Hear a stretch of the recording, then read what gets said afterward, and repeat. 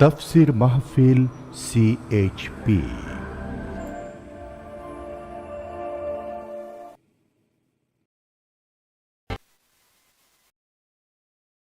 সাত সকালে পাখিরা সব জপে তোমার। আসসালামু আলাইকুম। বিশ্ববরেণ্য মুফাসসির আল্লামা দেলওয়ার হোসেন সাঈদী সিলেটে সর্বশেষ বক্তব্য রাখেন 2009 সালে। আঞ্জুমানে খেদমতে কোরআন কর্তৃক আয়োজিত এই বিশাল মাহফিলে প্রদত্ত বক্তব্য CHPর আর্কাইভ থেকে এখন আপনাদের সামনে উপস্থাপন করা হচ্ছে। শব্দধারণ মাহসিন সাউন্ড সিস্টেম, প্রযোজনায় CHP। দর্শক, তাফসীর মাহফিল CHP চ্যানেলে আপনারা সেই মূল্যবান বক্তব্য এখন দেখতে পাবেন। তাফসীর মাহফিলের দ্বিতীয় দিন। নিরবধি তোমার প্রেমের গান, তোমার প্রেমের গান, তোমার প্রেমের গান।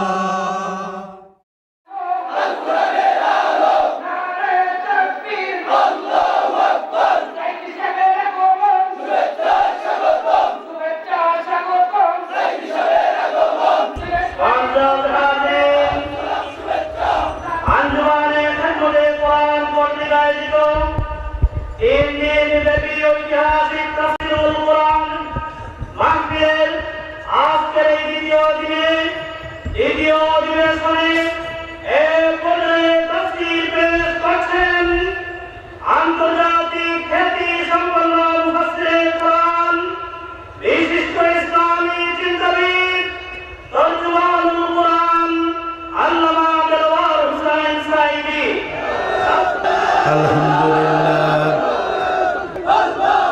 الحمد لله نحمده ونستعينه ونستغفره ونعوذ بالله من شرور أنفسنا ومن سيئات أعمالنا. من يهد الله فلا مضل له ومن يضلل فلا هادي له.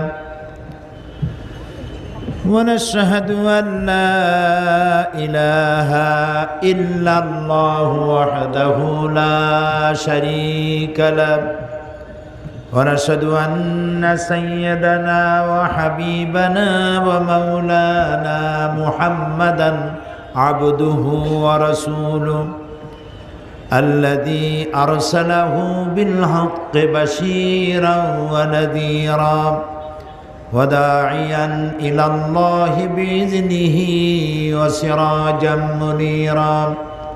فقد قال الله تعالى في كلامه المجيد وفرقانه الحميد: أعوذ بالله من الشيطان الرجيم. بسم الله الرحمن الرحيم. إن الله وملائكته يصلون على النبي يا أيها الذين آمنوا صلوا عليه وسلموا تسليما. الله صل على مولانا محمد وعلى آل سيدنا مولانا محمد. محبতের সাথে সবাই পড়েন আল্লাহুম্মা সাল্লি আলা مولانا محمد وعلى آل سيدنا مولانا محمد. بلغ العلا بكماله كشف الدجى بجماله حسنت جميع خصاله صلوا علیہ یہ تیری معراج تھی کہ تو لوح و قلم تک پہنچا اور میری معراج ہے کہ میں تیرے قدم تک پہنچا بلغ العلا بکمالہ کشف الدجا بجمالہ حسنت جمیع خصالہ صلوا علیہ نسیم جانب بطحا گزر کن زحوالم محمد را خبر کن بلغ العلا بکمالہ کشف الدجا بجمالہ حسنت جمیع خصالہ صلوا علیہ وآلہ اللہم آمین ربنا ظلمنا انفسنا وإن لم تغفر لنا وترحمنا لنكونن من الخاسرين اے اللہ تعالی সিলেট আঞ্জুমানে খেদমতে কোরআন কর্তৃক আয়োজিত এ বিশাল তাফসিরুল কোরআন মাহফিলের দ্বিতীয় দিবসে আমরা তোমার দরবারে হাত তুলেছি মেহেরবানি করে দুরুদ ও সালাম টুকুন সোনার মদিনায় নবী পাকের রওজা মুবারকে পৌঁছে দাও तमाम পৃথিবীর মাটির নিচে যত মুমিন মুমিনাত শুয়ে আছেন তাদের আরো আর পরে সওয়াব পৌঁছে দাও রব্বুল আলামিন এ মাহফিলে যারা শুনতে এসেছেন আয়োজন করেছেন মা বোনরা এসেছেন রব্বুল আলামিন কোরআনে কারীমের হেদায়েত আমাদের সকলকে নসিব করে দিও ইয়া রব करम तू अगर करे वो बात दे जुबां को जो दिल पर असर करे रब्बना तक़ब्बल मिन्ना इन्नका अंतस समीउल अलीम व तुब अलैना इन्नका अंतत तव्वाबुर रहीम सुब्हान रब्बिका रब्बिल इज्जति अम्मा यसिफून व सलामुन अलल मुरसलीन वल्हम्दुलिल्लाहि रब्बिल आलमीन আঞ্জুমানে খেদমতে কোরআন কর্তৃক আয়োজিত সিলেট সরকারি মাদ্রাসা ময়দানের 3 দিনব্যাপী মাহফিলের আজকের দ্বিতীয় দিবসের সম্মানিত সভাপতি দিগার ওলামায়ে কেরাম আমার প্রাণ প্রিয় সম্মানিত সিলেটবাসী ভাইয়েরা পর্দার আড়ালের বোনেরা আসসালামু আলাইকুম ওয়া রাহমাতুল্লাহি ওয়া বারাকাতুহু আমরা ওই মহান আল্লাহ তাবারক ওয়া তাআলার দরবারে সেজদা অবনত চিত্তে শুকরগুজার হচ্ছি যিনি সুদীর্ঘ 2 বছর পরে বিশাল বিশাল তাফসীরুল কোরআন মাহফিলগুলির বদ্ধ দরজা সিলেটের পুণ্যভূমি থেকে খুলে দিলেন সে আল্লাহর দরবারে শুকরিয়া আদায় করছি মহব্বতের সাথে পড়ছি আলহামদুলিল্লাহ রব্বানা লাকাল হামদ হামদান কাসীরান তাইয়িবান মুবারাকান ফীহি ইয়া রাব্বি লাকাল হামদু কামা ইয়ানবাগি লিজালালি ওয়াজহিকা ওয়া আযীমি সুলতানিক আমরা প্রাণ ভরে আমাদের রবের প্রশংসা করে নিলাম তিনি যে প্রশংসা করতে দিলেন দয়া করে সেজন্য আবারও বলি আলহামদুলিল্লাহ প্রিয় ভাই সব গতকাল আমি কোরআনে কারীম থেকে আপনাদের সামনে কথা বলেছি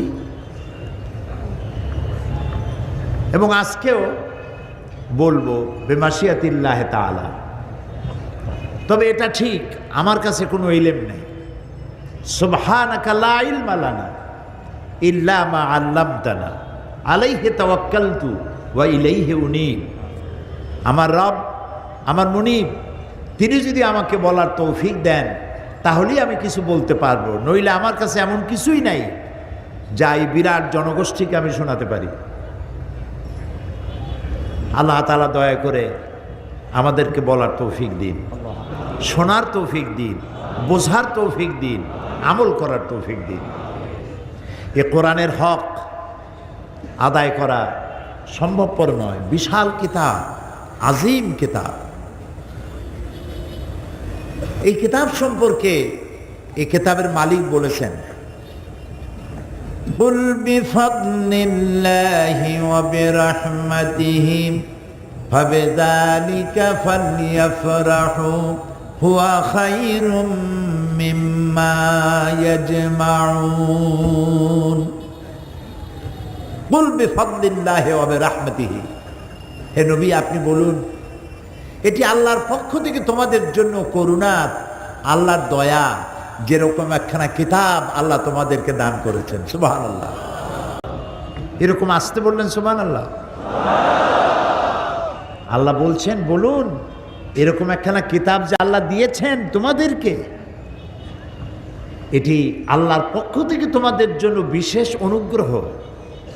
ফাবিযালিকা ফালইফরাহু, সুতরাং আনন্দ করার বিষয় যদি পৃথিবীতে কিছু থাকে, ফুর্তি করার কোনো জিনিস যদি থাকে, উল্লাস করার মতো কোনো জিনিস যদি থাকে, তাহলে এই কোরআন নিয়ে আনন্দ করো, কোরআন দিয়ে উল্লাস করো। এরকম একখানা কিতাব যে তোমরা পেয়েছো, সুবহানাল্লাহ।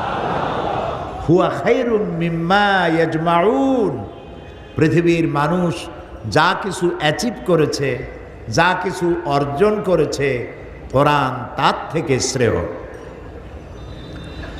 বিষয়টা যদি বুঝতেন তাহলে আর একবার সুবহানাল্লাহ বলতে পারতেন। এটা না বুঝেই বলছেন। হুয়া খায়রুম মিম্মা ইয়াজমাউন, পৃথিবীতে তোমরা যা সঞ্চয় করেছো, কি সঞ্চয় করেছো? জমি, বাড়ি, টাকা, ইন্ডাস্ট্রি, সোনা দানা, ক্ষমতা, যা কিছু পৃথিবীর মানুষ অর্জন করেছে, এ সবগুলির চাইতে কোরআন শ্রেষ্ঠ, কোরআন শ্রেষ্ঠ। এইবার সুবহানাল্লাহটা বুঝে বলছেন। কোরআন সম্পর্কে আল্লাহ তাআলা বলছেন, দেখো এটা কি দিলাম তোমাদেরকে আমি। আল্লাহ তাআলা তার নবীকে বলছেন, আলিফ লাম রা কিতাবুন আনজালনাহু ইলাইকা লিতুখরিজান নাসা মিনাজ-জুলুমাতি ইলান-নূর। আলিফ লাম রা, আলিফ লাম মিম, আইন সিন কাফ, হামিম, ইয়াসিন, নুন। এই যে হুরুফে মুকাত্তা, বিচ্ছিন্ন অক্ষর, এর অর্থ কি? দুনিয়ার মানুষ এর অর্থ কেউ জানবে না, কেউ বলতেও পারবে না। ওয়াল্লাহু আ'লামু বিমুরাদি, এর অর্থ বলতে পারবেন কেবলমাত্র কে? আল্লাহ তাআলা। আল্লাহ তাআলা বলছেন আলিফ লাম রা, এর মধ্যে আমার জানার কিছু যদি থাকতো তাহলে আল্লাহ তার নবীর মাধ্যমে জানাই দিতেন। এটা যা জানাবার দরকার যিনি বলেছেন তিনি, আর যাকে বলেছেন তিনি, বাস এটার মধ্যে আমাদের জানার বিষয় এমন কিছু নাই যা না জানলে নয়। এটিও একটা চ্যালেঞ্জ আল্লাহ তাআলার। এরপরে আল্লাহ তাআলা বলছেন কিতাবুন আনজালনাহু ইলাইকা, হে রাসূল আমি আপনার প্রতি একখানা কিতাব অবতীর্ণ করেছি। এখানের নাম কি? কিতাব। এটার নাম কোরআন, এটার নাম কিতাব, এর নাম ফুরকান, এর নাম তানজিল, এর নাম হুদা, এর নাম শিফা, এর নাম নূর। এরকম বহু নাম আল্লাহ নিজেই রেখেছেন কোরআনের। এর এক নম্বর নামে আমরা চিনি কোরআন হিসেবে, সাধারণভাবে সকলে চেনে কি হিসাবে? কুদসির ভিতরে এসেছে লম্বা হাদিসটা, আমি শুধু তার একটা লাইন বলবো। আল্লাহ তাআলা বলছেন ইয়া ইবাদি, হে আমার বান্দারা। সারা পৃথিবীর সমস্ত মানুষ আর জেন যা আসছিল আর যা আসবে সমস্ত জিন আর ইনসান যদি পৃথিবীর কোনো একটি জায়গায় একত্রিত হয় আর সেখানে দাঁড়িয়ে যদি যার চাহিদা আমার কাছে চাইতে থাকে, আমার চাহিদা আর মাদানী সাহেবের চাহিদা, মৌলানা আব্দুল মালিক সাহেবের চাহিদা, এই চৌধুরী জনাব ফরিদ আহমদ সাহেবের চাহিদা, এই সকলের চাহিদা কি একরকম? তাও কতক্ষণ। আমি যদি লেবু খাইতে চাই, আপনি হাত করা খাইতে চাইবেন। আমি বোয়াল মাছ খাবো না, আপনি গোজাল মাছ চাইবেন। এক একজনের চাহিদা একরকম, এক এক রকম। আল্লাহ কি বলছেন? পৃথিবীর সমস্ত জিন, সমস্ত মানুষ সব যদি একটা মাঠে একত্রিত হয়ে যার যার চাহিদা সব যদি চাইতে থাকে আর প্রত্যেকের চাহিদা অনুযায়ী যদি আমি চাহিদা পূরণ করে দেই, তাহলে আমার ভাণ্ড থেকে অতটুকুন কমবে না যতটুকুন একটা সুই সমুদ্রের ভিতরে ডুবাই দিয়া সুইটা জাগালে পরে সমুদ্রের পানি যতটা কমবে না, আমার ভাণ্ড থেকে তাও কমবে না। সুবহানাল্লাহ, সুবহানাল্লাহ, সুবহানাল্লাহ। এই হচ্ছে আমার আল্লাহ, এই হচ্ছে আমার রব, এই হচ্ছে আমার মালিক। আল্লাহু আকবার। আমি এমন আল্লাহর গোলাম হতে পেরেছি, ধন্য আমার জীবন, ধন্য আমাদের জীবন। এমন আল্লাহর প্রতি ঈমান আনতে পেরেছি, ধন্য আমরা সবাই, আলহামদুলিল্লাহ। বাকি আল্লাহর কথা অনুযায়ী যেন জীবন চালাতে পারি, এ তৌফিক যেন তিনি আমাদেরকে দেন, বলি আমিন। গেল কয় নম্বর? 2 নম্বর। তৃতীয় নম্বর হচ্ছে আল হামিদুন, প্রশংসাকারী। প্রশংসাকারী, প্রশংসা হবে কার? কেবলমাত্র আল্লাহর। আমার আম গাছে খুব ভালো আম দিয়েছে, প্রশংসা কি গাছের না? প্রশংসা কার? যিনি এই গাছটিতে এত সুন্দর আম দিয়েছেন, সেই আল্লাহর। আমি অসুস্থ ছিলাম, ডাক্তারের চিকিৎসা হয়েছে, আমার রোগ ভালো হয়ে গেছে, প্রশংসা কার? আল্লাহ তাআলা। আমার ছেলের জন্য একটা ভালো পুত্রবধূ পেয়েছি, প্রশংসা কার? ঘটকের? ঘটক বলে না, সিলেটে কি বলে? রায়বার, রায়বার, হ্যাঁ? রায়বার, রায়বার। রায়বার মানে বারবার রায় বদল, রায়বার, হ্যাঁ, অথবা রাহাবার। জি জি, ঘটকও বলে। তো ভালো একটা পুত্রবধূ পেয়েছি, প্রশংসা রায়বারের নয়, প্রশংসা কার? আল্লাহ তাআলা। অমুকের গলার আওয়াজ এত সুন্দর, প্রশংসা ওই কণ্ঠশিল্পীর নয়, প্রশংসা সেই আল্লাহর, যিনি তার গোলামের আওয়াজকে এত সুন্দর করেছেন। সমস্ত প্রশংসা কেবলমাত্র আল্লাহর, এটা আল্লাহ আমাদেরকে শিখাই দিয়েছেন। আল্লাহ তাআলা প্রশংসা করতে হবে। এই জন্য প্রত্যেক নামাজের প্রতি রাকাতের শুরুতেই আমাকে বলতে হয় আলহামদুলিল্লাহি রাব্বিল আলামিন।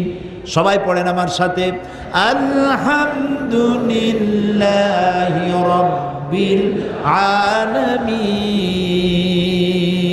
সমস্ত প্রশংসা, যাবতীয় প্রশংসা ওই আল্লাহর জন্য, যিনি তামাম জাহানের পালনেওয়ালা রব, তার জন্য। তার প্রশংসার কোনো শেষ নাই। আমরা যদি আল্লাহর প্রশংসা করি তাহলে আল্লাহর খুব লাভ আছে নাকি? সারা পৃথিবীর মানুষ যদি আল্লাহর প্রশংসা ছেড়ে দেয় তাহলে তত্ত্বাবধায়ক সরকারের মতো ক্ষমতা ছেড়ে দেওয়া লাগবে নাকি? নাউজুবিল্লাহ। সমস্ত মানুষ যদি আল্লাহর প্রশংসা করে তাহলে আল্লাহর ক্ষমতা আরো কয়েক বছর বাড়বে নাকি? না। পৃথিবীর কেউ প্রশংসা করুক আর কেউ না করুক, কিচ্ছু আসে যায় না আল্লাহ তাআলার। ইউসাব্বিহু লিল্লাহি মা ফিস সামাওয়াতি ওয়া মা ফিল আরদ। আরে বেটা, তুমি প্রশংসা করলেই বা কি, না করলেই বা কি, আকাশে যা আছে, জমিনে যা আছে, এর মাঝখানে যা আছে, সব আমার তাসবিহ করে, আমার জিকির করে। সুবহানাল্লাহ। সমুদ্র, নদী নালাগুলি যে উত্তাল তরঙ্গ হয়, ঢেউ হয়, নদীর কুলু কুলু নাদে, পাখির কলকাকলিতে, বাতাসের সনসন রবে, যত আওয়াজ আমি শুনতে পাই এই আওয়াজগুলি শুধুমাত্র আওয়াজ নয়, এ সমস্ত আওয়াজগুলির ভেতর থেকে আল্লাহর তাসবিহ হতেছে। ওয়ালাকিন লা তাফকাহুনা তাসবিহাহুম, ওদের তাসবিহ তোমরা বোঝো না, ওরা তো জিকির করছে আমার, তুমি তো শোনো কুহু কুহু, আসলে বলে আল্লাহু আল্লাহু, তুমি বোঝো না। ওই যে একটা পাখিতে গায় বউ কথা কও, সিলেটে আছে পাখিটা, আছে বউ কথা কও। আমি চিন্তা করছি ছোটবেলা থেকে শুনে আসতেছি বউ কথা কও, ওর বউ কি এতই অভিমান করছে যে জিন্দিগিতেও স্বামীর সাথে কথা কবে না, গালি কয় বউ কথা কও। আপনি আর আমি শুনি বউ কথা কও, আসলে আপনি শব্দের সাথে আপনার মনের যেটাই মিলাবেন সেই রকমই মনে হবে। যে কোনো শব্দের সাথে আপনি যা মিলাইতে চাইবেন ওটা মিলবে, কিন্তু সে সেটা বলছে না, আল্লাহর জিকির করছে, আল্লাহর তাসবিহ করছে, সব কিছু আল্লাহর প্রশংসা করছে। তো আল হামিদুন, প্রশংসাকারী, আমাকে প্রশংসা তো আল্লাহরই করতে হবে, সুবহানাল্লাহ। আমি যে কথা বলছি এ প্রশংসা করব কার? কে আমার মুখে ভাষা তুলে দিয়েছেন? আমার মতো তো কত লোক এমন দেখেছি আমি, আমার মতো জিহ্বা আছে, ঠোঁট আছে, দাঁত আছে, কথা বলতে পারে না। আর আল্লাহ আমাকে সৃষ্টিও করেছেন, খালাকাল ইনসান আল্লামাহুল বায়ান, সৃষ্টিও করেছেন আর কথা বলারও তৌফিক দিয়েছেন। আলাম নাজআল লাহু লিসানাও ওয়া শাফাতাইন, আমি কি তোমাকে জবান দেই নেই, দুইটা ঠোঁট দেই নেই? কে বলতেছেন? আল্লাহ তাআলা বলছেন। আচ্ছা চিন্তা করেন তো, দুইটা ঠোঁট আল্লাহ দিলেন, ঠোঁট ছাড়া একটা মানুষের চিন্তা করেন তো দুইটা ঠোঁট নাই, খালি আছে দাঁত, মনে হবে যেন বেসকি দিয়ে রয়েছে। দুইটা ঠোঁট দিয়ে মুখের সৌন্দর্য কি সুন্দর বাড়াই দিয়েছেন তিনি, সুবহানাল্লাহ। তিনি কত সুন্দর, আল্লাহু আকবার। সাইমুম শিল্পী গোষ্ঠীর কি সুন্দর গান, আল্লাহ সাইমুম শিল্পী গোষ্ঠীর প্রতি রহম করুন। এ গান সর্বত্র ছড়িয়ে গেছে, মিউজিক ছাড়া গান যে কত সুন্দর হতে পারে। এই দিশারি গাইলো, আপনারা মারহাবা মারহাবা বললেন, ওর মধ্যে কোনো মিউজিক ছিল? কি সুন্দর গান। তোমার সৃষ্টি যদি হয় এত সুন্দর, না জানি তাহলে তুমি কত সুন্দর। আল্লাহু আকবার, আল্লাহু আকবার। দুটি ঠোঁট দিয়েছেন, আমরা ঠোঁট নাড়ি আর জিহ্বা নাড়ি, আর ভেতর থেকে ভাষা এই জিহ্বা আর ঠোঁটের নাড়াচাড়ার মধ্য দিয়ে মনের ভাব প্রকাশিত হয়, সুবহানাল্লাহ। দুটি কান দিয়েছেন, এ কান দিয়ে শুনতে পাই, সেই কানগুলি আবার গাধার মতো লম্বা করে দেন না।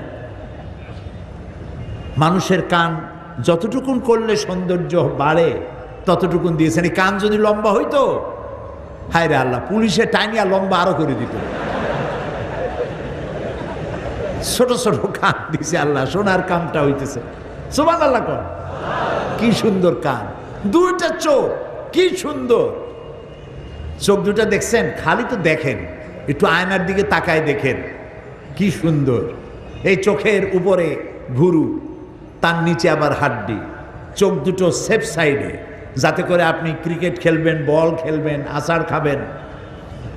এগুলো খাইতে গিয়ে চোখ যদি কুমিরের মতো কপালের উপরে হইতো, বল লাগিয়ে একবার জায়গায় স্যান্ডউইচ, এটা সেফ সাইডে রাখা হয়েছে।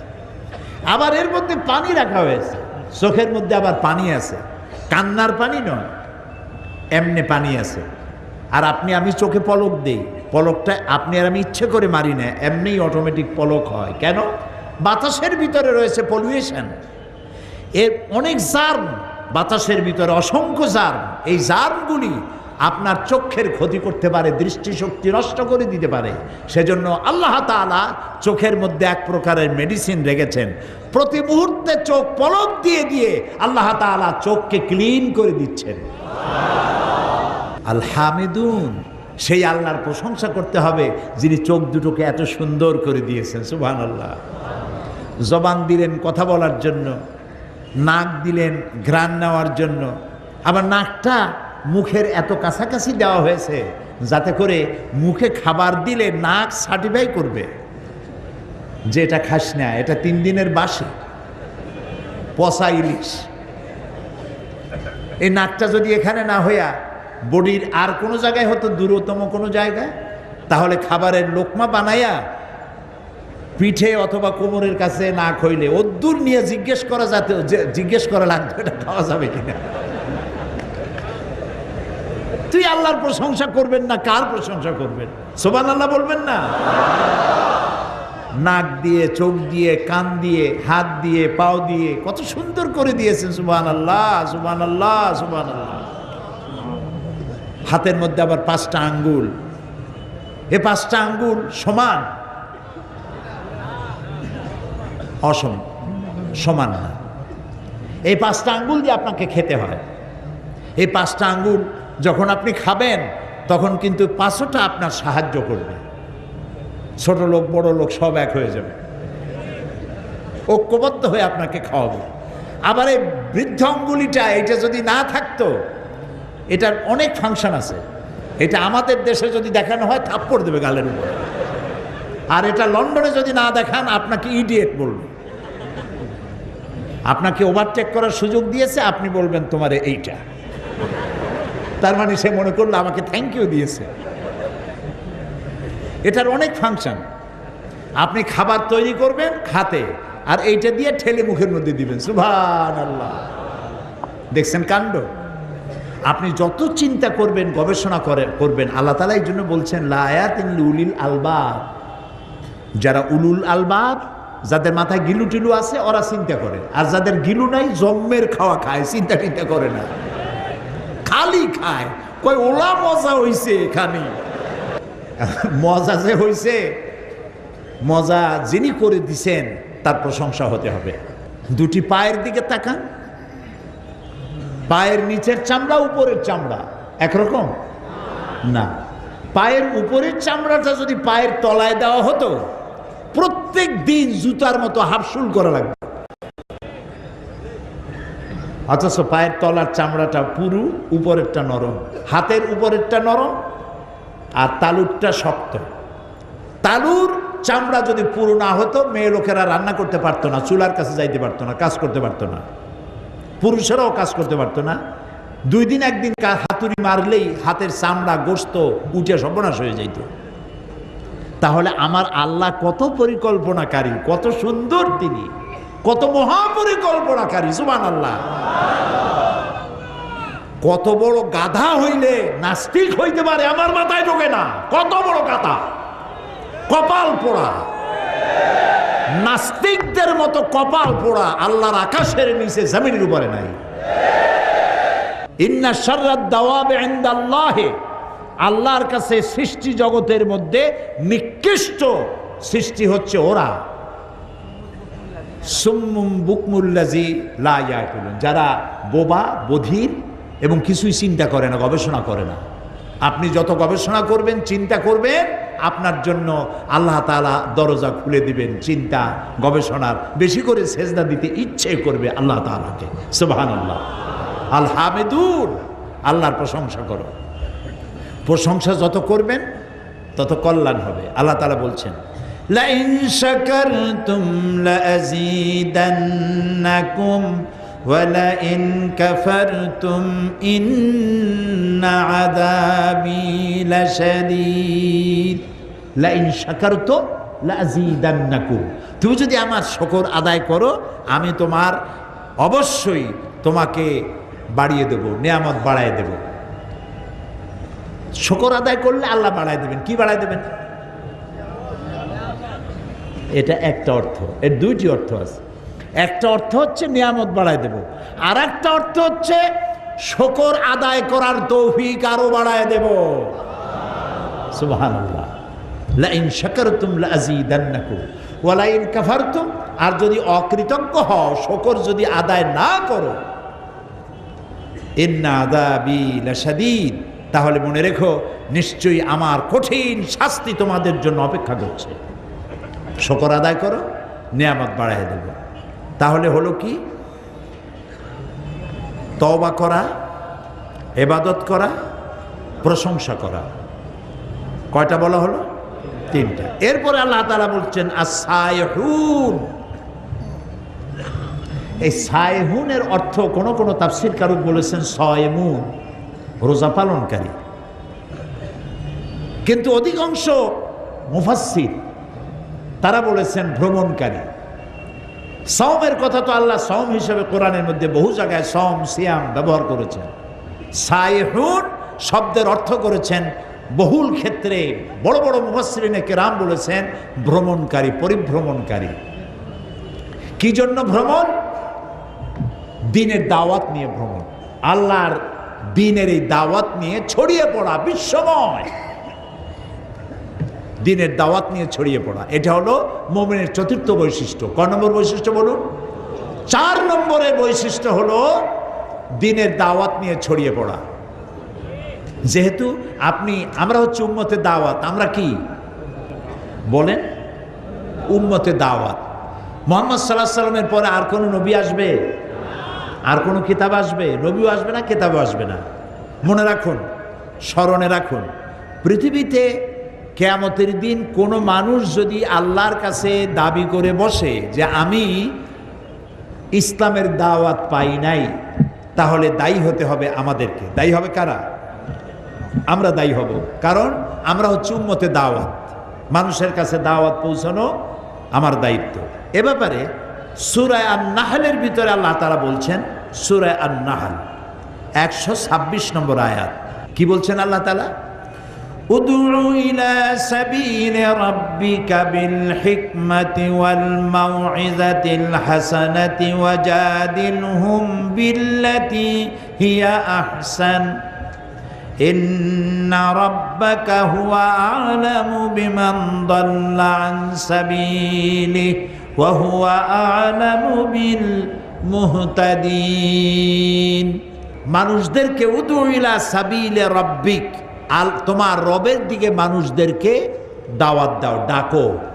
ইলা সাবিলি রাব্বিক, তোমার রবের রাস্তায়, রবের দিকে মানুষকে ডাকো। কিভাবে ডাকো? ওয়াজ নসিহতের মাধ্যমে, বইপত্র লেখার মাধ্যমে। এ কথাটাকে আল্লাহ তাআলা ওপেন রেখেছেন। সকল পদ্ধতির মধ্য দিয়ে মানুষকে দ্বীনের দিকে ডাকো।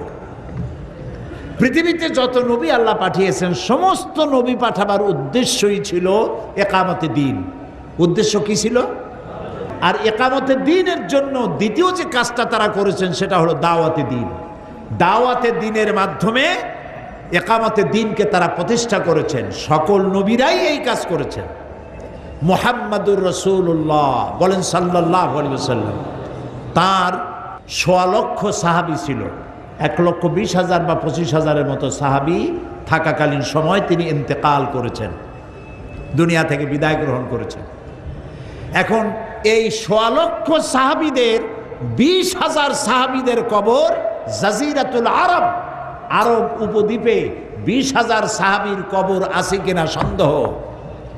১ লাখের উপরে সাহাবীদের কবর ছড়িয়ে আছে পৃথিবীর বিভিন্ন অংশে। শুনতেছেন? আচ্ছা, আমার প্রশ্ন, এই সাহাবীরা কি জানতেন না যে মসজিদুল হারামে মক্কা শরীফে ১ রাকাত নামাজ পড়লে ১ লক্ষ রাকাতের সওয়াব হয়?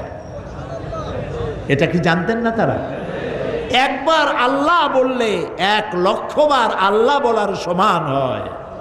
ও সিলেটবাসীরা, তোমাদেরকে আল্লাহ যাদেরকে পয়সা দিয়েছেন হলিডে করতে, সিঙ্গাপুর, ব্যাংকক, হংকং, থাইল্যান্ড, এই সব জায়গায় হলিডে করতে যাও, কোন দরকার আছে যাওয়ার? পয়সা যদি বেশি থাকে তাহলে রমজান মাসে মক্কা শরীফে যাও, মদিনা মুনাওয়ারায় যাও, একটা রোজা রাখবা, ১ লক্ষ রোজা রাখার সওয়াব। একটা সেজদা দিবে, ১ লক্ষটা সেজদা দেওয়ার সমান। কাবা শরীফে প্রতি মুহূর্তে ১২০টা রহমত নাজিল হয় বৃষ্টির মতো প্রতি মুহূর্তে। কতটা? ১২০টা। যারা তাওয়াফ করে তারা পায় ৬০টা, যারা নামাজে থাকে তারা পায় ৪০টা, আর যারা তাকায় থাকে তারা পায় ২০টা। শুধু তাকায় থাকে। পৃথিবীতে কোথাও নামাজের মধ্যে সেজদা ছাড়া এদিক ওদিক তাকানো যায় না। একমাত্র জায়গা কাবা শরীফ, মসজিদে হারাম, যেখানে নামাজ পড়ার সময় কাবার দিকে তাকানো যায়। সুবহানাল্লাহ। যাদের পয়সা কড়ি আছে রমজানে যাবেন, তেলাওয়াতে কি মজা। সুবহানাল্লাহ। শেখ আব্দুর রহমান আস-সুদাইস, শেখ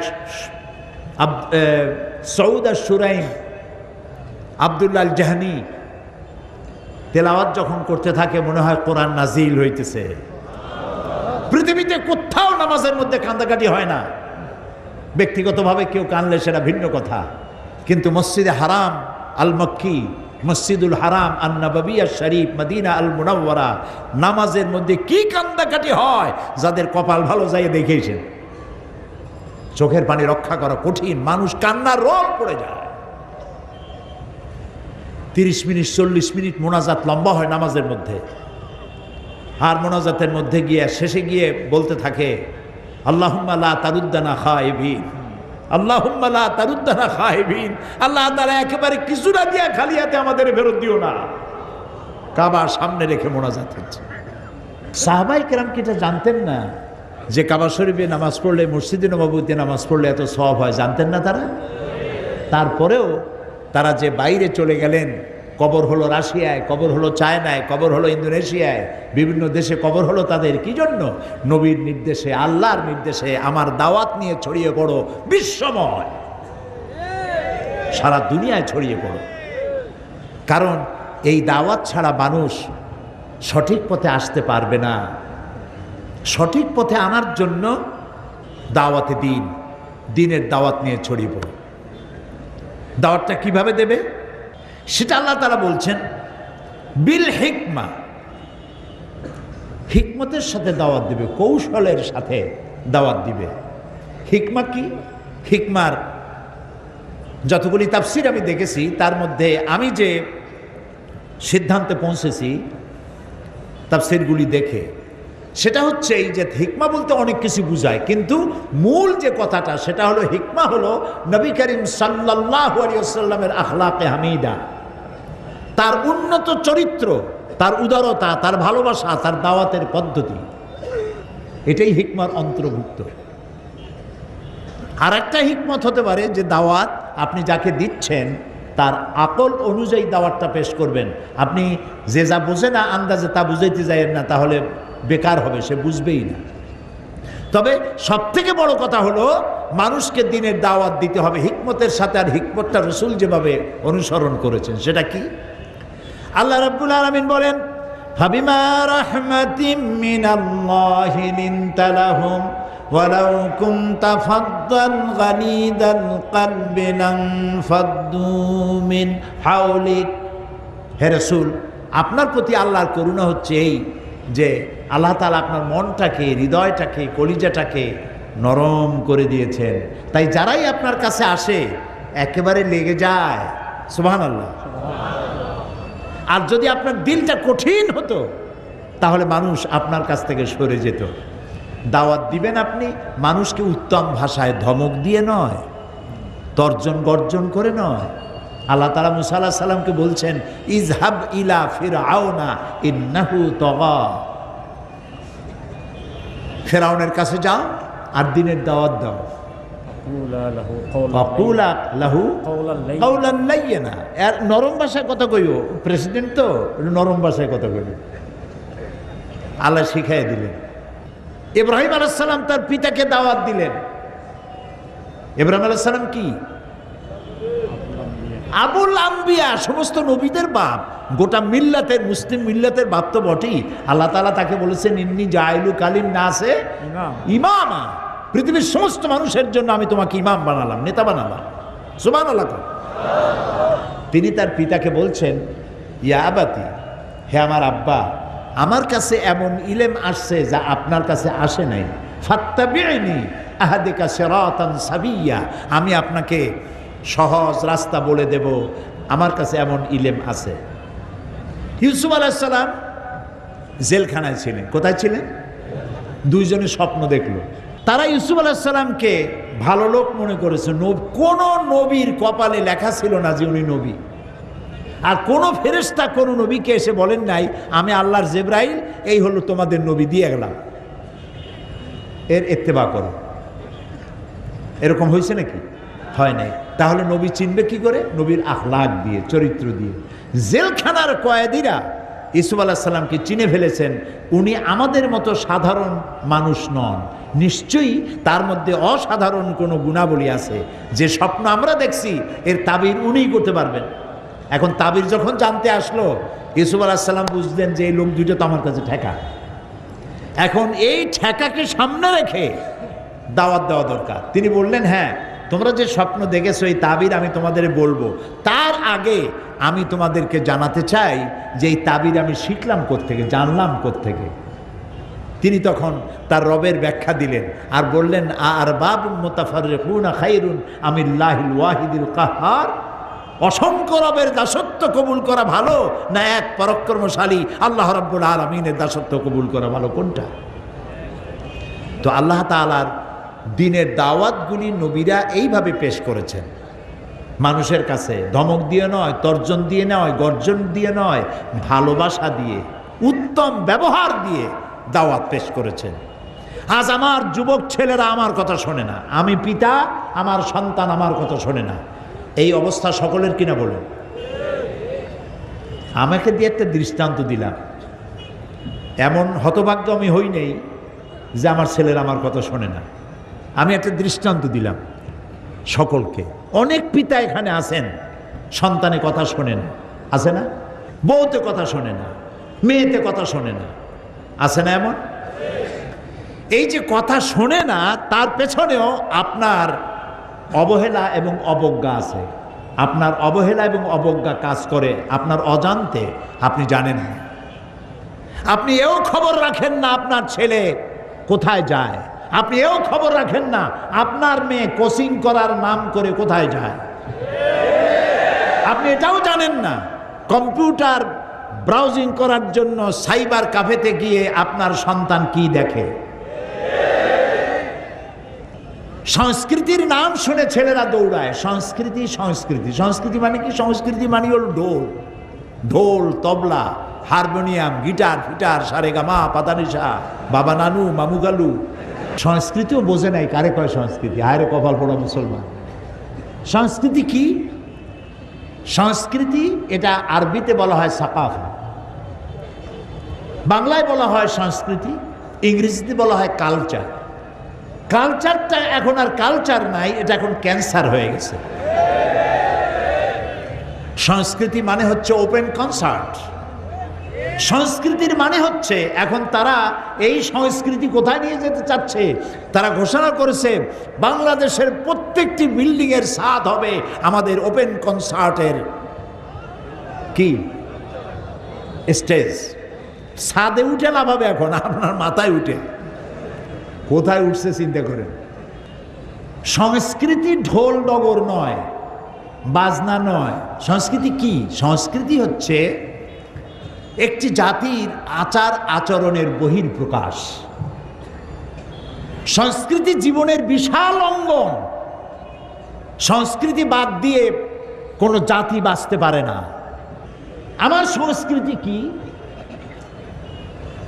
হিন্দুরা তারা সকালবেলায় তারা বলে যে আমি অতি প্রত্যুষে গাত্রোত্থান, ঘুমের নিদ্রা থেকে গাত্রোত্থান করে তারপরে প্রাতরাশ সেরে পানি দিয়ে প্রাক্ষলন করে প্রাতরাশ সেরে কর্মস্থলে গমন করিলাম। এটা ওর সংস্কৃতি। আর আমার সংস্কৃতি সবে সাদেকের পরে উজু করে ফজরের নামাজ পড়ে নাস্তা করে আল্লাহ হাফেজ বলে কর্মস্থলে গিয়ে কাজে যোগ দিলাম। এটা আমার সংস্কৃতি। একজন হিন্দু মারা গেলে পরে তার অন্ত্যেষ্টিক্রিয়া হয়, তাকে দাহ করা হয়, পুড়িয়ে ভস্ম করা হয়, এটা তার সংস্কৃতি। আর আমার কেউ মারা গেলে গোসল দিয়া, কাপড় পরাইয়া, আতর দিয়া, গোলাপ দিয়ে কবর খুঁড়ে যত্ন করে কবরের মধ্যে রাখা হয়, এটা আমার সংস্কৃতি। একটা হিন্দু মেয়ে বিয়ে দেওয়ার সময় তার কপালে সিঁদুর লাগিয়ে ব্রাহ্মণরা মন্ত্র পড়ে 7 পাকে বেঁধে দেয়, এটা তার সংস্কৃতি। আর আমার সংস্কৃতি বরের মাথায় পাগড়ি পরাইয়া মেয়েটাকে সুন্দর করে সাজায়া বোরখা দিয়া ঢেকে তারপরে একজন মৌলানা সাহেবকে দিয়ে আক্ত করাইয়া সুন্নত অনুযায়ী, আল্লাহর নির্দেশ অনুযায়ী বিবাহ করিয়ে দেওয়া হয়, ওটা আমার সংস্কৃতি। এই সংস্কৃতি হলো মানুষের জীবনের বহির্প্রকাশ, আচার আচরণের বহির্প্রকাশ। সেখানে আমরা ভুল করেছি। আমার সংস্কৃতি হচ্ছে কোনো জিনিসকে উদ্বোধন করব আল্লাহর নাম নিয়ে, এটা আমার সংস্কৃতি। অন্যদের সংস্কৃতি হচ্ছে কোনো জিনিসকে উদ্বোধন করার জন্য মঙ্গল প্রদীপ জ্বালানো, উল্কি আঁকা, রাখি বন্ধন বাঁধা, এগুলি ওর সংস্কৃতি। এই সংস্কৃতির সাথে আমার কোনো সম্পর্ক নাই। সুতরাং সাংস্কৃতিক দিক থেকে আপনার সন্তান, আপনার ছেলে, আপনার মেয়ে কোথায় চলে গেছে আপনি খোঁজও রাখেন না।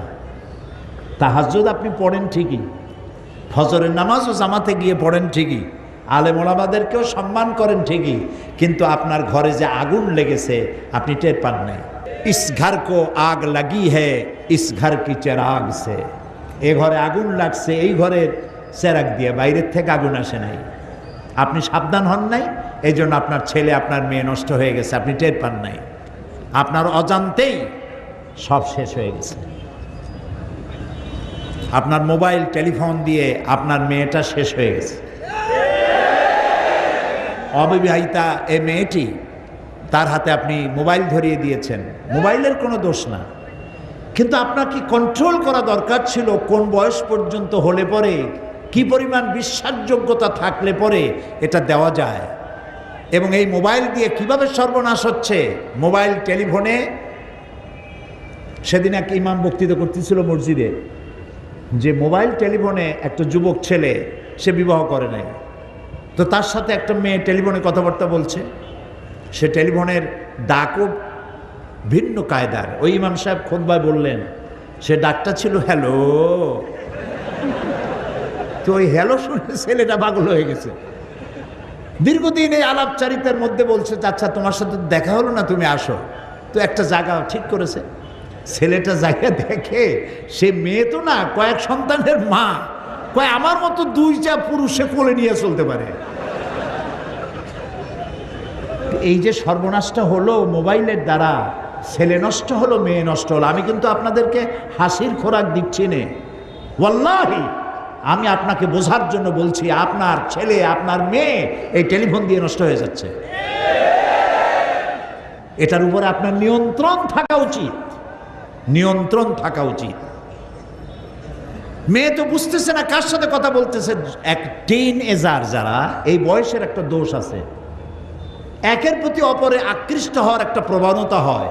সেই প্রবণতার মধ্য দিয়ে এমন একটা ছেলের সাথে তার প্রেম হলো, দেখা গেল মেয়েটা বড় লোকের, কিন্তু সে প্রেম করেছে একটা রিক্সাওয়ালার সাথে, অথবা একটা ভ্যানওয়ালার সাথে, অথবা একটা রাস্তার ছেলের সাথে, অথবা কুফুতে মিলবে না। আপনি জিন্দিগিতে মরে গেলেও এই পর্যায়ে আপনার মেয়েকে দিলে, মেয়ের কাপড় তো ভালো, তার প্রসাধনী কিনে দেওয়ার পয়সাও তার নাই। তাহলে এই ভালোবাসা তো ঠিকবে না, এই বিবাহ তো ঠিকবে না। আমি কিন্তু কাউকে ছোট করতেছি না, আপনারা আমার কথা বুঝতে পারতেছেন? আমি কাউকে ছোট করতেছি না, আমি শুধু পরিবেশটা বোঝাতে চেষ্টা করছি যে সাংস্কৃতিক দিক থেকে ধ্বংস হয়ে যাচ্ছে আপনার সন্তান, আপনার মেয়ে, আপনার ভাই, আপনার চোখের সামনে নীরব ঘাতক, ভেতরে ভেতরে সব শেষ হয়ে যাচ্ছে, আপনি টের পাচ্ছেন না। এই জন্য আপনার দাওয়াতটা হওয়া উচিত আপনার ঘরের থেকে। আপনার সন্তানকে আপনি দাওয়াত দেন। কিভাবে দিবেন? হযরতে লোকমানের মতো দেন। হযরতে লোকমান তার সন্তানকে দাওয়াত দিচ্ছেন, ইয়া বুনাইয়া, ইয়া বুনাইয়া লা তুশরিক বিল্লাহ ইন্না শিরকা লাযুলমুন আযীম, ইয়া বুনাইয়া আকিমিস সালাত ওয়া'মুর বিল মারুফ ওয়ানহা আনিল মুনকার ওয়াসবির আলা মা আসাবাক ইন্না যালিকা মিন আজমিল উমুর। হযরতে লোকমান নবী না, রাসূল না, গোটা জাতিকে তিনি অ্যাড্রেস করেন নাই, তিনি অ্যাড্রেস করেছেন তার একটা সন্তানকে। এই অ্যাড্রেস, এই নসিহত আল্লাহর এত পছন্দ হলো, হযরতে লোকমানের নামে একটা সূরাই নাজিল করে দিলেন এবং তার নসিহতগুলিকে তিনি চিরন্তন করে দিলেন। সুবহানাল্লাহ। ইয়া বুনাইয়া, তিনি বলতেই পারতেন ইয়া ইবনি, এটা আরবি গ্রামার অনুযায়ী মোটেই ভুল হইতো না যদি তিনি বলতেন ইয়া ইবনি, ও আমার বাচ্চা, ও আমার সন্তান, কিন্তু তা বলেন নাই। ইয়া ইবনিকে তিনি তাসগীর করেছেন, ইয়া বুনাইয়া, ও আমার কলিজার টুকরা সন্তান। আপনার ছেলের নাম ধরেন আব্দুর রহমান, আব্দুর রহিম, তো এইসব নাম তো এখন কম রাখে, এখন নাম রাখে আকাশ হোসেন, বাতাস হোসেন, সাগর আলী, অক্সিজেন বেগম, কি সব আসিফ নাম। এখন আব্দুর রহমান, আব্দুল সত্তার ছেলের নাম রাখেন, ভালো ভালো নাম রাখেন। নাম ধরে, ও আমার কলিজার টুকরা বাবা, বাবা গো এদিকে আয়, রসে আক্কা, রসে আক্কা বলল, আদর করে ডাকলো। বাচ্চা কাছে আসলো, কপালে একটা চুমা দিল। বাবা তুই যে নামাজ পড়তে যাস না, আমার মনে বড় কষ্ট লাগে বাবা। আমি প্রত্যেকদিন জামাতে যাই, তুই যাস না, আমার সাথে চল, আজকে জামাতে যাবি। ওর গর্দানে একটা চুমা দিলেন, কপালে একটা চুমা দিলেন। ও কিন্তু আপনাকে আজকে আর প্রত্যাখ্যান করতে পারবে না, বলবে আব্বু আজকে যেতে পারছি না, কালকে অবশ্যই আব্বা আপনার সাথে, তোমার সাথে আমি যাবই মসজিদে। বাপের এক চুমায় কাজ হয়ে গেছে। এই রকমের মাহফিলে 14 দিন মাহফিলে এসে যে কাজ না হবে, আপনার এক চুমায় সে কাম হয়ে যাবে। উদু ইলা সাবিলা রাব্বিকা বিল হিকমা, এটাই হলো হিকমা। আপনার মেয়েকে বলেন, মা ও মা, তোমার বয়স তো এখন 6-7 না, তোমার বয়স তো এখন 14-15 হয়ে গেছে। মা তুমি তো ওড়না ছাড়া চলতে পারো না, মা তুমি মা ওড়না পরে চলো, রাস্তায় যখন যাবে নেকাব পরে চলো, আল্লাহর হুকুম। মা তুমি কি জানো, এই যে অ্যাসিড পড়ে মেয়েদের মুখে জীবনটা নষ্ট হয়ে যায়, সৌন্দর্য প্রদর্শনী করে রাস্তায় বেড়ায়। অক্সিজেন বেগমকে দেখছে বল্টু মিয়া, SMS করছে, প্রেম নিবেদন করেছে, ও প্রত্যাখ্যান করেছে। আরে জেদে ধরলো, প্রেম করবা না আমার সাথে, আমারে বিয়ে করবি না, কাউরে বিয়ে করতে দেব না। রাস্তায় পাইলো কোনো এক সিপা সুপায়, বাস মারিয়ে দিল এক বোতল চেহারার উপরে, গেল চেহারা জ্বলে পড়ে ভস্ম হয়ে গেল, চিরজীবনের জন্য বিয়ে টিয়া সব শেষ। হয় না এরকম? আপনি বুঝান মা, কোনো বোরখা পরা মেয়ের মুখে অ্যাসিড পড়ে না, কারণ কেউ দেখেও না, আকর্ষণও সৃষ্টি হয় না। এই যত মার্কেট আছে, মার্কেটগুলিতে মেয়ে লোকেরা যখন যায়, যে মেয়েটা বোরখা পরে যায়, নেকাব পরে যায়, সেলসম্যানরা বলে খালাম্মা, সাসিয়াম্মা বসেন। তো খালাম্মার সাসিয়াম্মা যখন বলল, তখন মর্যাদা বাড়লো না? খারাপ চোখে আর তাকাইতে পারবে? আলহামদুলিল্লাহ কর। আল্লাহর আইন যেখানে মানবেন সেখানেই শান্তি। কিন্তু আপনি তা করেন নাই। আপনি কিভাবে গেলেন? মাথার চুলগুলো ছাড়া, তারপরে রূপচর্চা করেছেন, কাপড় চোপড় এমনভাবে পরেছেন যা খুবই লজ্জাজনক। তা আপনি যখনই দোকানে ঢুকবেন, সেলসম্যান একটা কায়দার হাসি দিয়ে বলবে, ভাবি, আপা বসেন বসেন বসেন। এরপরে শাড়ি একটা বার করলো, এই শাড়িটা আপনার পরলে যা মানাবে না। আরে শয়তান, ওরে মানাবে কিসে? তা তুই বলতে কি ওর স্বামী বলবে? এখন দোকানদার কোন শাড়ি পরবে মানাইবে আপনারে, সেইটা যদি বলে সেলসম্যান, তাহলে কি আপনার ইজ্জত থাকলো? থাকলো না। আপনি পিতা, আপনার মেয়েকে আপনি বুঝান, মা তুমি এরকম করে যেতে পারো না, তুমি মেয়ে, তুমি ঢেকে ঢুকে চলো, আল্লাহর হুকুম মানো। এভাবে যদি দাওয়াতটা দেন, তাহলে এই দাওয়াত তার কলিজার মধ্যে ধরবে। মা মা বলতে থাকেন, রাগ করবেন না। অনেক বাপ আছে ভুল করে, ছেলে পরীক্ষা ফেল করছে, কথাবার্তা বন্ধ করে দেয়, ভাত খাইতেও দেয় না। তো আপনার মেয়েকে আপনাকে বুঝাইতে হবে, মা মা বলে বলবেন এবং তাকে বুঝাবেন। তাহলে আপনার মেয়েটা পর্দানসীনা হবে, একটা ভালো জামাই পাবেন। আলহামদুলিল্লাহ বলবেন। মেয়েকে এভাবে বুঝাবেন। তরুণরা হচ্ছে আমার জাতির সম্পদ। যুবকরা, তরুণ তরুণী, যুবক যুবতী আমার জাতীয় সম্পদ, আমার জাতির ব্যাকবোন। মেরুদণ্ড যদি সোজা থাকে সোজা হয়ে হাঁটবেন, আর মেরুদণ্ড যদি ব্যথা থাকে তাহলে কেমনে হাঁটবেন? হ্যাঁ, এরকম হাঁটবেন। হ্যাঁ, এরকম একেবারে কুজা। এক দাদা কুজা হয়ে গেছে, নাতি বলতেছে, দাদা বড়শিটা কিনছো কত দিয়া? বুঝছেন তো? দাদা বুঝে পেরেছে নাতির রসিকতা। দাদা বলছে, নাতি বয়স আসলে তুমিও একটা মাগনা পাবা, পয়সা দিয়ে কেনা লাগবে না। মেরুদণ্ড, জাতির ব্যাকবোন হচ্ছে ইয়াং জেনারেশন, নতুন প্রজন্ম। এই নতুন প্রজন্মকে ঢোল আর তবলার বিকট আওয়াজে এদের মন মস্তিষ্ককে বিভ্রান্ত করে দেওয়া হয়েছে। এদেরকে ইসলাম থেকে দূরে সরানো হয়েছে। এদেরকে বোঝানো হয়েছে আলেম ওলামা মানি হলো মৌলবাদী, সেখানে এদের কাছে যাইও না। এই যুবকদেরকে আপনাকে টার্গেট নিতে হবে, তরুণদেরকে কাছে নিতে হবে, তরুণদেরকে ভালোবাসুন। রাসূল করিম সাল্লাল্লাহু আলাইহি ওয়াসাল্লাম বলেছেন, উসিকুম বিশ-শাবাবি খায়রা ফাইন্নাহুম আরাক্কু আফিদা লাকাদ বাসানি আল্লাহু বিল হানিফিয়্যাতি সামহা ফাহালাফানি আশ-শাবাব ওয়া খালাফানি আশ-শুয়ুখ ক্বালা রাসূলুল্লাহ সাল্লাল্লাহু আলাইহি ওয়াসাল্লাম। রাসূলুল্লাহ বলেছেন, উসিকুম বিশ-শাবাবি খায়রা, আমি তোমাদেরকে ওসিয়ত করতেছি তরুণদের ব্যাপারে তোমরা সহৃদয় হবে। কে বলতেছেন? আল্লাহ রাসূল। তরুণ যুবক এদেরকে তোমরা ভালোবেসো, কারণ আল্লাহ তাআলা আমাকে উদারতা সহকারে দিন প্রতিষ্ঠার জন্য পৃথিবীতে পাঠিয়েছেন। ফাহালাফানি আশ-শাবাব, এই যুবকরাই দিন প্রতিষ্ঠার পথে আমাকে সাহায্য করেছে।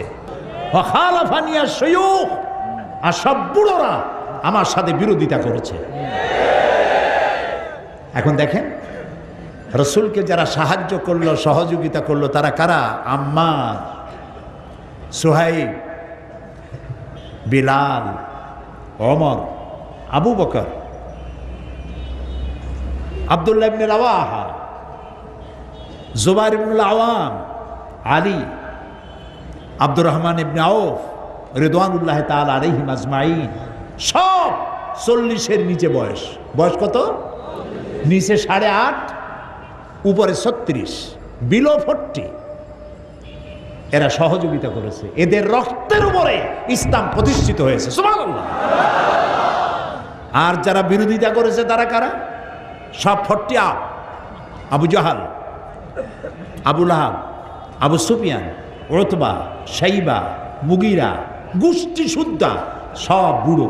বুড়োরা বিরোধিতা করেছে, জওয়ানেরা আমার সহযোগিতা করেছে। ও সাহাবীরা, যুবকদের ব্যাপারে তোমরা কল্যাণকামী হও। সুবহানাল্লাহ। আমি এই ওয়াজ আপনাদের কারো শুনেছি। হযরত জারীর রাদিয়াল্লাহু তাআলা আনহু, যুবক, চেহারা ছিল এত সুন্দর, কোন মজলিসে হাজির হলে সাহাবায়ে কিরাম বলতেন, আমাদের মধ্যে এক ফালি চাঁদও দিতে হয়েছে। সুবহানাল্লাহ। রাসূলুল্লাহ মজলিসে বক্তব্য রাখছিলেন, যুবক সাহাবী জারীর এক কোনায় দাঁড়ানো, বসার জায়গা পায় নাই।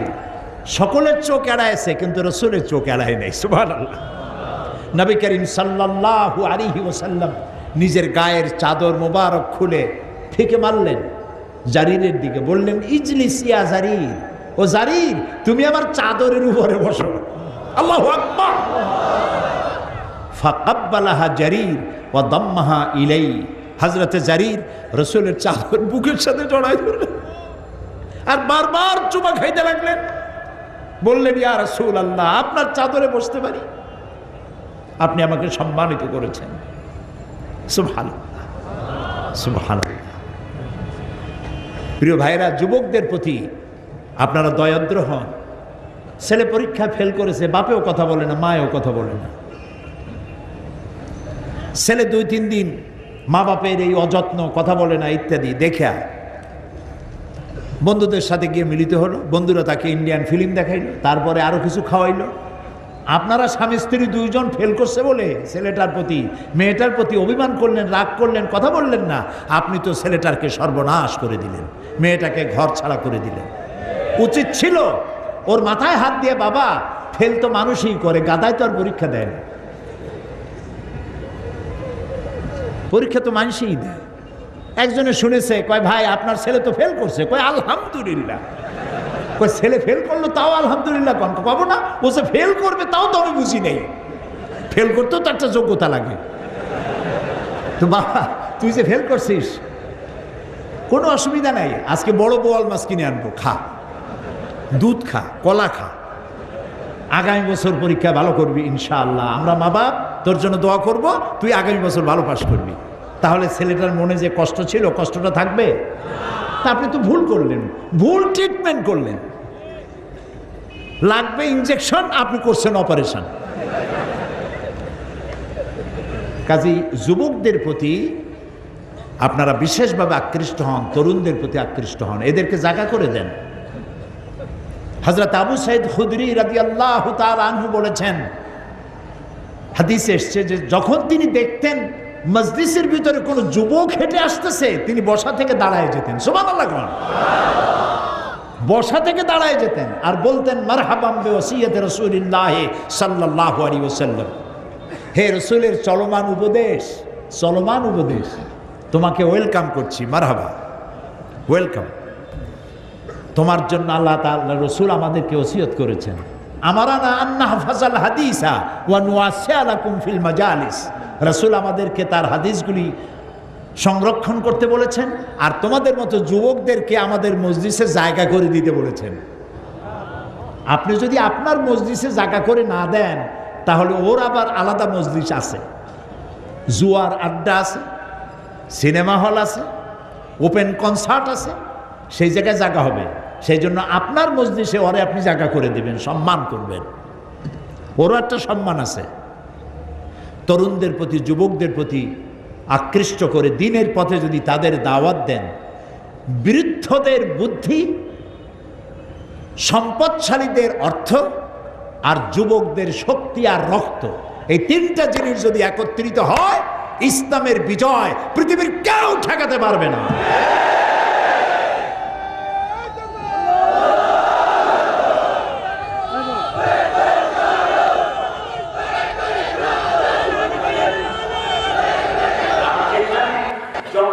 যে অবস্থায় থাকি সেখানেই যখন আমি আল্লাহ দিনের দাওয়াত দেব, কি ওয়াদা করতে পারি?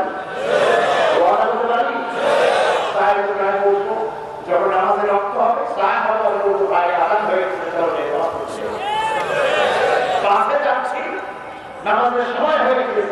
আপনি একাই দাঁড়ান, বাসের ড্রাইভারকে বলুন, চলতে চলতে যেখানে মসজিদ দেখবা বাবা, বাসটা একটু থামায় দাও, আমরা নামাজ পড়ে আবার বাসে উঠব। এরপরে আল্লাহ না করুন যদি অ্যাক্সিডেন্টে মৌত হয়, শাহাদাতের মৌত নসিব হয়ে যাবে। এমনি যানজটে ঘন্টার পর ঘন্টা দাঁড়িয়ে থাকা যায়, কিন্তু 5 মিনিটের জন্য বাস থামাইয়া নামাজ পড়া যায় না। কাউকে না কাউকে সমাজ সংশোধনের দায়িত্ব নিতে হবে। আমরা যদি এই দায়িত্ব গ্রহণ করতে পারি, তাহলে নিঃসন্দেহে আল্লাহ রাব্বুল আলামিন আমাদেরকে বিজয় দান করবেন।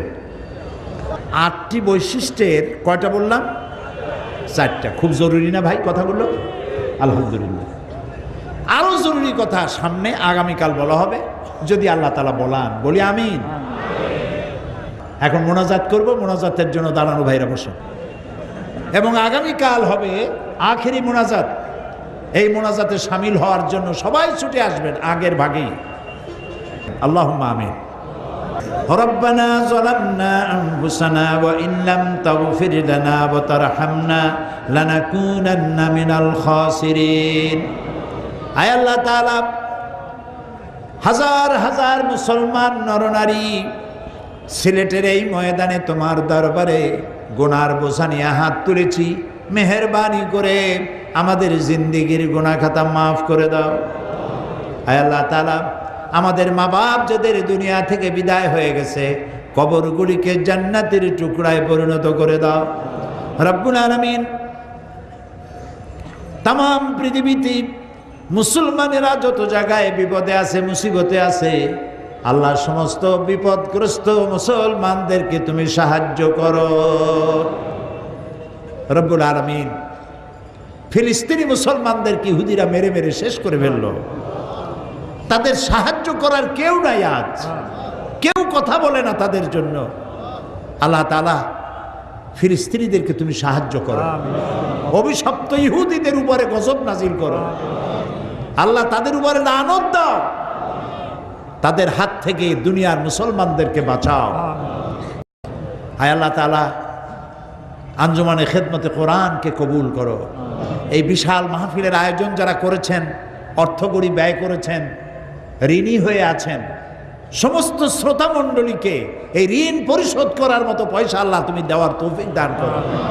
আঞ্জুমানে খেদমতে কোরআন শুধু বছরে একটা তাফসির মাহফিলই করে না, সমাজ কল্যাণমূলক অনেক কাজ করে। আল্লাহ তুমি জানো, সিডরে যখন দক্ষিণ বাংলা আক্রান্ত হয়েছিল, মানুষ মারা গিয়েছিল হাজার হাজার, এই আঞ্জুমানে খেদমতে কোরআনের পক্ষ থেকে কম্বল নিয়ে, টাকা নিয়ে, পয়সা নিয়ে এরা চলে গিয়েছিল আমার পিরোজপুর পর্যন্ত। আল্লাহ তুমি জানো, আল্লাহ তাআলা তুমি দয়া করে এই আঞ্জুমানে খেদমতের কোরআনের খেদমতকে তুমি কবুল করে নাও। আল্লাহ তাআলা এই মাহফিলে অনেক যুবক এসেছে, তরুণ এসেছে। তুমি তাকায় দেখো, দাড়ি পাকা লোকদের চাইতে তরুণদের সংখ্যা অনেক বেশি।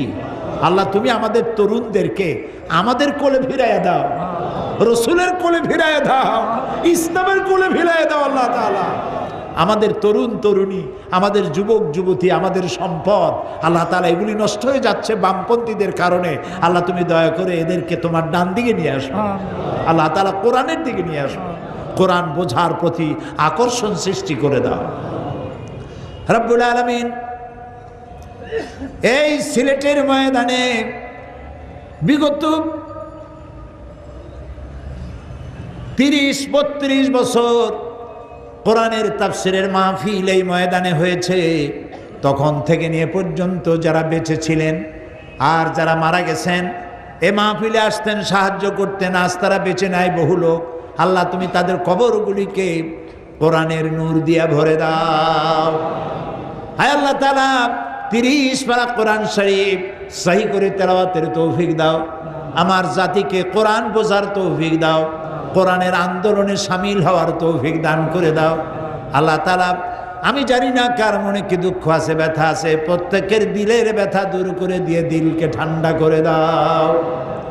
রব্বানা তাকাব্বাল মিন্না ইন্নাকা আনতাস সামিউল আলিম ওয়া তুব আলাইনা ইন্নাকা আনতাত তাওয়াবুর রহিম। সুবহান রাব্বিকা রাব্বিল ইজ্জাতি আম্মা ইয়াসিফুন ওয়া সালামুন আলাল মুরসালিন ওয়ালহামদুলিল্লাহি রাব্বিল আলামিন। ওয়াজআল আখিরা কালামিনা ইনদাল মাউত লা ইলাহা ইল্লাল্লাহু মুহাম্মাদুর রাসূলুল্লাহ। আসসালামু আলাইকুম ওয়া রাহমাতুল্লাহ।